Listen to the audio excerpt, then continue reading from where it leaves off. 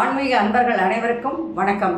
உங்களை எல்லாம் இந்த ஆன்மீக சேனல் மூலியமாக சந்திக்கிறதுல நாங்கள் ரொம்ப சந்தோஷப்படுறோம். நாங்கள் போகிற வீடியோலாம் உங்களுக்கு பிடிச்சிருந்தா நீங்கள் லைக் பண்ணுங்கள், ஷேர் பண்ணுங்கள், குளத்தூர் பாபா டெம்பிள் சேனலுக்கு நீங்கள் சப்ஸ்கிரைப் பண்ணுங்கள்.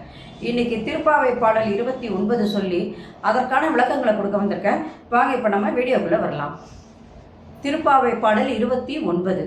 சிற்றம் சிறுகாலே வந்துன்னை சேவித்து உன் பொற்றாமரை அடியே போற்றும் பொருட்கேளாய். பெற்ற மெய் துண்ணும் குலத்தில் பிறந்து நீ குற்றேவல் எங்களே கொள்ளாமல் போகாது.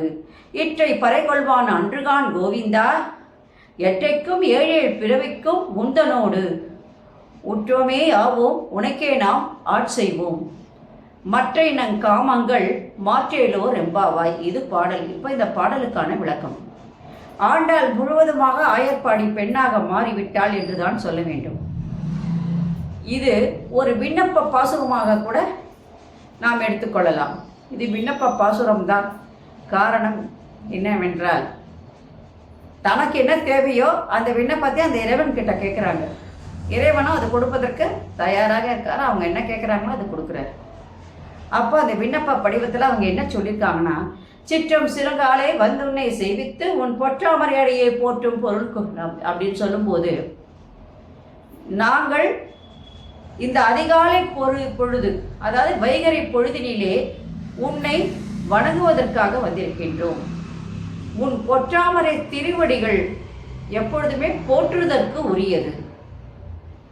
எங்கள் உள்ள கருத்தை நீங்கள் இப்பொழுது கேட்க வேண்டும்.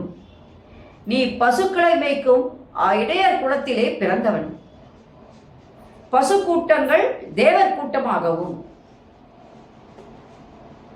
அந்த தேவர்களுக்கெல்லாம் தலைவன் கண்ணனாகிய நீ என்று கூறும்பொழுது ஆன்மா பசுவாகவும் பதியே கண்ணன் என்றும் ஓமைப்படுத்தி இங்கே கூறுகின்றாள் ஆண்டாள்.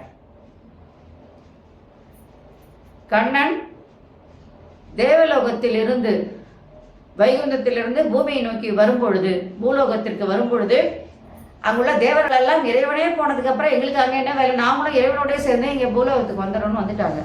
அப்போ அந்த ஆயர்பாடியிலே அந்த கண்ணன் வளரும் போது அவங்கெல்லாம் என்ன பண்ணுறாங்க, பசு கூட்டங்களாக மாறி இருக்கின்றார்கள். அதுதான் இங்கே சொல்லுவாங்க. இப்போ எல்லாருமே தேவர்கள் அனைவருமே பசு கூட்டங்கள் எல்லாம் தேவர் கூட்டமாகவும், அந்த தேவர்களுக்கெல்லாம் தலைவன் யார், அங்கே கண்ணனாகிய நீ என்று கூறும் பொழுது, வைகுந்த பெருமாளே நீ என்ன பண்ற, தேவர்களுக்கெல்லாம் தலைவனாகி நீ இங்கே இருந்து கொண்டிருக்கின்றாய். ஆன்மா பசுவாகவும் பதியே கண்ணன் என்றும் ஓமைப்படுத்தி கூறுகின்றாள் ஆண்டாள். உனக்கு நாங்கள் கடமைப்பட்டவர்கள். அதனால் எங்களை நீ அடிமையாக ஏற்றுக்கொள்ள வேண்டும். எங்களை நீ அடிமையாக ஏற்றுக்கொள்ள வேண்டும்.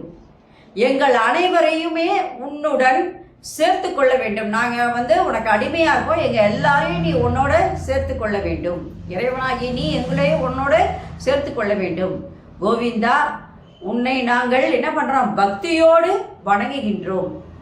பறை கொள்வதற்கு பக்தியோடு வணங்கி நான் உன்னை வேண்டுகிறோம் என்றால், அது பறை கொள்வதற்காக மட்டுமல்ல, உன்னோடு எங்கள் அனைவரையும் சேர்த்து கொள்வதற்காக தான் என்று கூறுகின்றார்.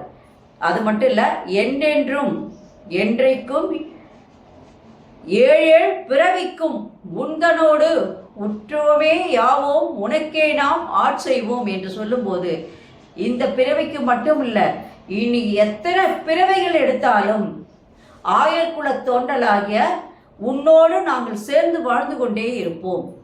கண்டிப்பாக நாங்கள் உங்களோடு தான் இருப்போம் அப்படின்னு சொல்கிறாங்க.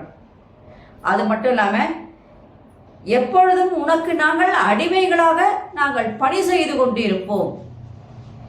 நாங்கள்லாம் உனக்கு அடிமை, உனக்கு அடிமையாக நாங்கள் பணி செய்வோம் என்று சொல்லும்போது, இதை தவிர வேறு எங்களுக்கு ஆசைகள் எதுவுமே கிடையாது.